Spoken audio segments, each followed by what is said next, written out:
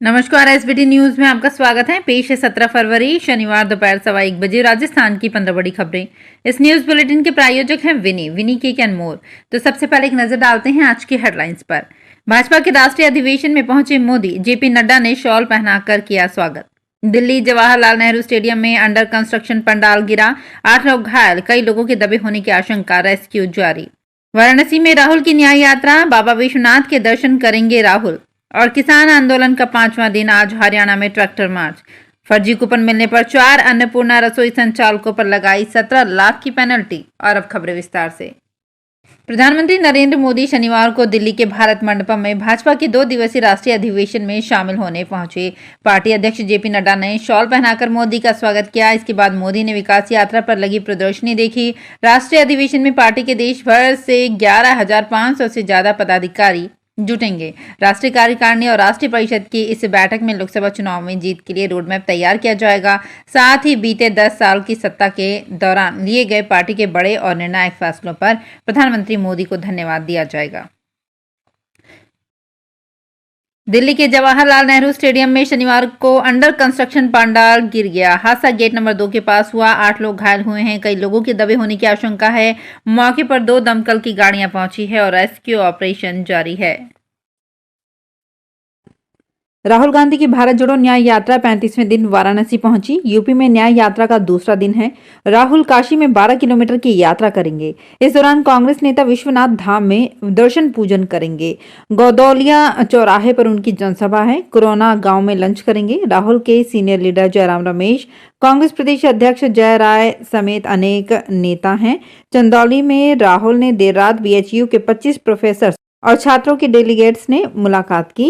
राहुल ने IIT BHU gangrape मामले पर चिंता जताई।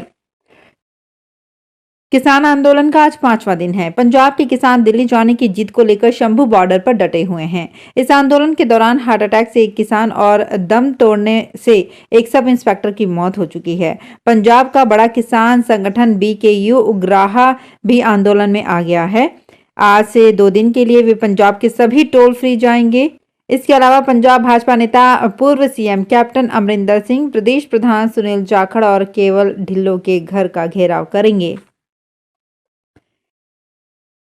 राजस्थान में सरकार बदलते ही अन्नपूर्णा रसोई में फर्जी कूपन काटने का बड़ा मामला सामने आया है। रसोई संचालक फर्जी कूपन के जरिए सरकार को लाखों रुपए का नुकसान पहुंचा रहे हैं। जांच में फर्जी कूपन सामने आने के बाद डीएलबी ने 4 अन्नपूर्णा रसोई संचालकों पर 17 लाख रुपए का जुर्माना लगाया है। वहीं आगे से अनियमितता मिलने पर सख्त कार्यवाही की हिदायत दी है। डीएलबी डायरेक्टर सुरेश ओला ने बताया कि जुर्माना नगर पालिका विराटनगर और बगरू में वेदांता फाउंडेशन, नगर निगम बीकानेर में श्री करणी कृपा एंटरप्राइजेस, नगर परिषद झालवाड़ा में city livelihood centre, municipal council पर लगाया गया है। दिल्ली में केजरीवाल सरकार के विश्वास प्रस्ताव पर शनिवार सुबह 11 बजे से विधानसभा में चर्चा होगी। मुख्यमंत्री केजरीवाल ने शुक्रवार को विधानसभा में तीसरी बार विश्वास प्रस्ताव पेश किया था। केजरीवाल ने कहा था कि भाजपा उन्हें गिरफ्तार करवाकर सरकार गिराना चाहती है। उन्होंने भाजपा पर खरीद फरोख्त का आरोप लगाया है। उन्होंने कहा कि हमारे विधायकों को 25-25 करोड़ रुपए का ऑफर दिया गया है। स्पीकर रामनिवास गोयल ने विश्वास प्रस्ताव स्वीकार करने के बाद गुरुवार को सदन को स्थगित कर दिया था। विश्वास प्रस्ताव पर आज चर्चा होगी। राजस्थान में कांग्रेस नेताओं के कांग्रेस छोड़कर बीजेपी में जाने की चर्चाओं पर अब सियासी पलटवार शुरू हो गया है। कांग्रेस प्रदेश अध्यक्ष गोविंद सिंह डोटासरा ने मालवीय पर सवाल उठाते हुए बीजेपी पर हमला बोला है।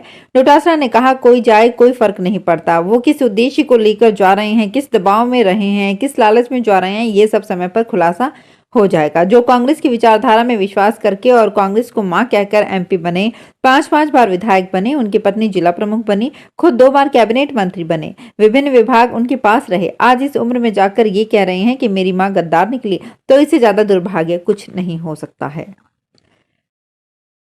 भारतीय अंतरिक्ष अनुसंधान संगठन आज मौसम की सटीक जानकारी देने वाला सैटेलाइट इनसैट 3D लॉन्च करेगा। इसे श्रीहरिकोटा के सतीश धवन स्पेस सेंटर से शाम 5:30 बजे लॉन्च किया जाएगा। सैटेलाइट की लॉन्चिंग GSLV Mk2 रॉकेट से होगी। उड़ान भरने के लगभग 20 मिनट बाद जियो सिंक्रोनस ट्रांसफर ऑर्बिट में तैनात होगा। 1 जनवरी 2024 को मिशन की लॉन्चिंग के बाद 2024 में इसरो का ये दूसरा मिशन है। ये 6 चैनल इमेजर और 19 चैनल साउंडर के जरिए मौसम से जुड़ी जानकारी देगा। आज यूपी की सबसे बड़ी परीक्षा हो रही है। पुलिस भर्ती बोर्ड यूपी के 2385 सेंटर्स पर परीक्षा करवा रहा है। 48 लाख अभ्यर्थी इसमें शामिल हो रहे हैं। 60,244 पदों पर सीधी भर्ती होनी है। 75 जिलों में ये परीक्षा शनिवार और रविवार को 2 पारियों में हो रही है। बड़ी परीक्षा में सॉल्वर की धरपकड़ के लिए फेस रिकॉग्निशन, बायोमेट्रिक फिंगरप्रिंट के साथ सीसीटीवी से निगरानी हो रही है। एसटीएफ की सॉल्वर धरपकड़ में 17 पकड़े गए हैं। एक एक कर आ रही आईएएस अफसरों के तबादलों को लेकर राजस्थान सरकार गफलत की स्थिति में लग रही है। कभी अफसरों के तबादले, कभी निरस्त। कुछ अफसर ऐसे भी हैं जिनके तबादले नई सरकार में 1.5 माह में 2 बार कर दिए गए हैं। यही नहीं, कई तबादला सूची के साथ बड़ी संख्या में अतिरिक्त प्रभार पाने वाले अधिकारियों को भी उनकी भी संख्या अधिक हो गई है। फिर कुछ दिन में ही उनके अतिरिक्त प्रभार भी बदले गए हैं। सरकार ने अब तक प्रदेश के 50 जिलों में से 44 जिलों में कलेक्टर बदले हैं। नई सरकार ने 1.5 माह में 154 आईएएस अफसरों को बदला है। 1.5 माह में 9 आईएएस ट्रांसफर लिस्ट में 154 के तबादले किए गए हैं। फिर भी 35 के पास अतिरिक्त प्रभार हैं। सरकार ने पीएम किसान सम्मान निधि सालाना 6,000 से बढ़ाकर 8,000 रुपए कर दिया है। फिर भी राजस्थान के 11,19,000 किसान ई-केवाईसी सत्यापन नहीं करवा रहे हैं। अब इन किसानों को पहले दी गई सम्मान निधि किश्त सवालों के घेरे में आ गई है। सरकार की ओर से दूसरी बार सैचुरेशन कैंप लगाए जा रहे हैं। इसके बाद इन किसानों को पहले दी गई किश्त का रिकॉर्ड लेकर जाँच की जाएगी। हालांकि इन किसानों में से कई जनों ने अपनी जमीन बेच दी या उनकी मृत्यु हो चुकी है। प्रदेश में 80,46,000 किसान हैं। इनमें से 67,59,000 किसानों का भूमि विवरण पोर्टल पर अपलोड है। लोकसभा चुनाव 2024 के लिए गोवा की दोनों लोकसभा सीट साउथ और नॉर्थ पर आप और कांग्रेस मिलकर चुनाव लड़ेंगी। सप्ताह की शुरुआत में आपने साउथ गोवा की सीट पर दावेदारी ठोकी थी और उम्मीदवार का नाम भी घोषित किया था। हालांकि शुक्रवार को आप गोवा प्रमुख अमित पालेकर ने कहा कि इंडिया के सहयोगी आप और कांग्रेस मिलकर गोवा में लोकसभा चुनाव लड़ेंगे। दोनों पार्टी के बीच दरार नहीं है। दरअसल वर्तमान में गोवा साउथ से कांग्रेस नेता फ्रांसिस्को सर्दिन्हा सांसद हैं। दोनों पार्टियां विधानसभा चुनाव भी साथ मिलकर लड़ सकती हैं। खाद्य सुरक्षा टीम ने शुद्ध आहार मिलावट पर वार अभियान के तहत कोटा में कार्रवाई की। टीम ने रानपुर इंडस्ट्रियल एरिया में मैसर्स बाल गोपाल डेयरी प्रोडक्ट्स पर कार्रवाई के दौरान टीम को अलग अलग ब्रांड में विभिन्न पैक में भरा 780 लीटर मिलावटी घी मिला। टीम को मौके से ग्वाल कृष्णा, सोरस, गुडवेल, शक्ति भोग, श्री परक ब्रांड घी के 4 नमूने लिए हैं। उदयपुर नगर निगम ने आज सुबह शहर के प्रमुख देहली गेट चौराहा पर कार्रवाई करते हुए 41 दुकानें सीज की है। इन दुकानदारों को पूर्व में नोटिस दिए गए थे, जिसके संबंध में वे संतोषजनक जवाब नहीं दे पाए, तो निगम ने आज कार्रवाई की। जयपुर में ठिकाना मंदिर श्री गोविंद देव जी में सूरज सप्तमी के पर्व पर शुक्रवार को ठाकुर जी का मंगला झांकी के बाद पंचामृत अभिषेक किया गया। उनको नवीन केसरिया रंग की लप्पा जामा पोशाक धारण करवाई गई। विशेष अलंकार श्रृंगार किया गया। इसके साथ ठाकुर जी को खीर और मालपुए का भोग अर्पण किया गया।